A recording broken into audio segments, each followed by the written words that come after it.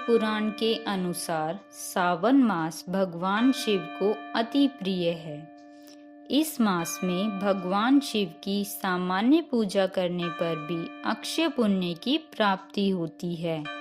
अधिकतर भक्त भगवान शिव को प्रसन्न करने के लिए उन पर फल फूल दूध बेलपत्र आदि चढ़ाते हैं, परंतु सावन मास में केवल दीपक जलाने से ही भगवान शिव अपने भक्तों से प्रसन्न हो जाते हैं।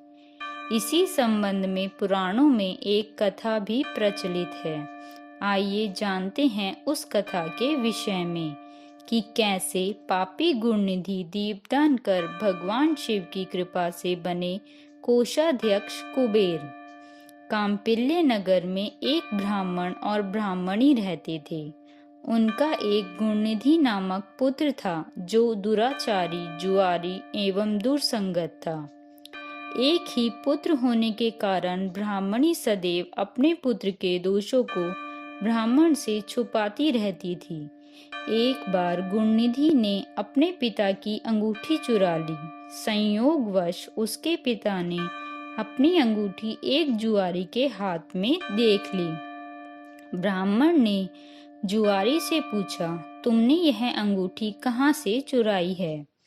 जुआरी ने कहा, मैंने यह अंगूठी चुराई नहीं है, अपितु तुम्हारे पुत्र ने स्वयं जुए में हारने के पश्चात मुझे यह दी है।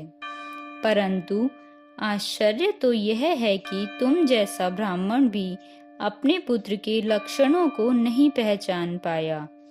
यह सुनकर ब्राह्मण क्रोध में आ गए और घर जाकर ब्राह्मणी से गुणनिधि व अंगूठी के विषय में पूछने लगे, परंतु पुत्र मोह में विवश होकर ब्राह्मणी ने ब्राह्मण से झूठ बोल दिया कि वह इस संबंध में कुछ नहीं जानती है। ब्राह्मण और भी क्रोधित हो गए व उन्होंने ब्राह्मणी और अपने पुत्र को घर से निकाल दिया। घर से निकालने की वजह से गुणनिधि भूख से व्याकुल होकर इधर उधर घूमने लगा। सायंकाल में वह एक शिव मंदिर में पहुंचा। वहां उसने देखा कि कुछ शिव भक्त शिवजी की पूजा कर रहे हैं। वह भी वहीं रुक गया। भक्तों ने शिवजी पर अनेक फल फूल, मिठाइयाँ व पकवान चढ़ाए और पूजा समाप्त कर वह वहां से चले गए। तब गुणनिधि ने भूख से व्याकुल होकर भगवान शिव का भोग चोरी करने का विचार किया, परंतु कुछ क्षण पश्चात ही मंदिर का दीपक बुझ गया। गुणनिधि ने अपने वस्त्र जलाकर मंदिर में उजाला किया और भोग चुराने की इच्छा से मंदिर में गया, परंतु जैसे ही उसने भोग को चुराया तो सभी गांव वालों को पता चल गया और मंदिर में चोरी करने के अपराध के कारण गांव वालों ने उसे बहुत मारा। गुणनिधि का भूखा शरीर इस मार को नहीं झेल पाया, वह उसके प्राण निकल गए। जब यमदूत उसे लेने आए तो भगवान शिव के गणों ने उन्हें रोक दिया।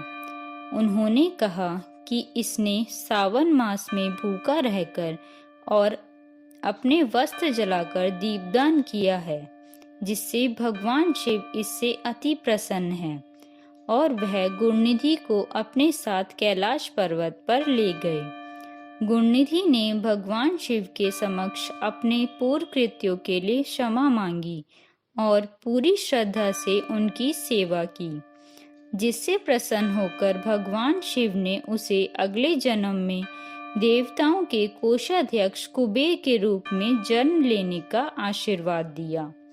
इस प्रकार पापी गुणनिधि भी सावन मास में दीपदान कर अपने सभी पापों से मुक्त हो गया व शिवजी की कृपा से अगले जन्म में वह कोषाध्यक्ष कुबेर बना।